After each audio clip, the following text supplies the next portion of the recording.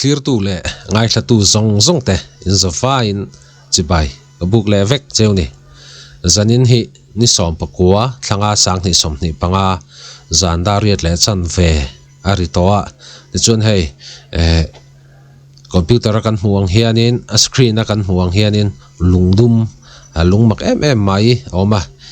zaina hianin he lung hi enge ani ti te po kha zirchian na te po kan nei vele dona ti chuanin he lung hi amakin amoi em maya makti a hloni WhatsApp group pakhata post ania amak em maya ti chuanin he lung mak vele em na chu glass style hi azai khi phak thai ni mo a thadon khop maya thil hlu tak pakhat chu ani ti kha chiang reng ani ti chuanin a chhar tu pa hianin glass style hi chu azai khi phak thaya alaya a phel phak thai ati ni ma se glass ero hi chu kala test chielawa glass test na tur nei lo wangi kala test man chielawa rem changa kala test anga tia ti chuanin he lunga hi enge ani kan ti chuanin carbonado black diamond ania MOHS hardness scale a hianin dar thlang zai thei chin hi 5 to 6 hianin dar thlang kha zai khi phak thaya ti chuanin lunglu kan ti ho hi chuanin hardness scale a khan 10 hardness scale a kha ava cross awangin lunglu hi chuan glass kha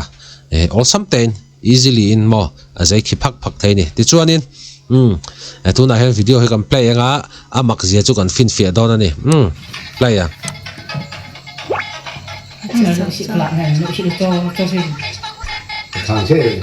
thì chết miệng sụi mà khóc mày à chết rồi chết mày à rồi kha mà khóc mày mà kan tiệm lungdum black diamond a khanin lungdum chunga khanin nge mol te khamo anda ta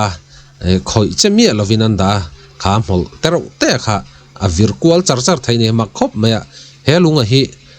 carbonado black diamond ani tak kha chuanin a hlu chho viau tura ngai taila chanchu hei hengtingang thil hlu hrim hi test dan chi sang om ta tunan test dan te po hi adikem dik lovem ti kha chu ka re chuang lo ta ma se adik chho adik tura ngai taila tekinana lung satlia mai chunga khanin hengtingang mol tero te hi da don taila round po kha round thailo mai thaini ma se he black diamond ti te go ava proof na tak kha chu ko nei chuang lawa lungdum ani nangin mol tero te kha anda avir de par acha thaini ama khop maya hi enge ani che ti te po kha comment section a khanin lo soi thei kanom kha chuanin alom om khopang le khati jong kha zain ta na video kan siam thei chu ni le ta phot ta se ni dang a video thar dang na ken hole thau don ne